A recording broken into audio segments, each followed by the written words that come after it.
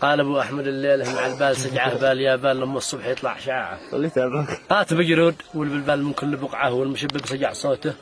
بعود اليراعه ليله النور لا تيار فيها وشمعه هكذا الانس لا قطاب فرد شراعه والمعسل جديد الصنع بارز بصنعه وقعوا لي حجر واحد براس البداعه بطعم الفاكهه وانتاج تاريخ 7 قبل يومين هذا الشهر اول بضاعه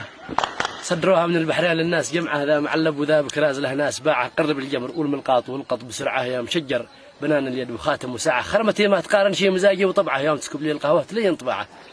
هاك روحي انا المجروح يا روح نبعه يا خفيف البدن وسنان تلمع لمعه رد روحي بفن ومسح فراقي بدمعه لا تجنن بمنشل الثقل في ذراعه انا حياتي شقه من ليت نزله وطلعه شامخ بقوتي والحياه زوعه لا الايام تسمح للمعنى برجعه لا سفوح الجبل ذي يعجبك بالزراعه معقل الجد وشباله وحمال درعه ذي شلوا حمود الهيقله الزباعه باعه والفصلوا على احمد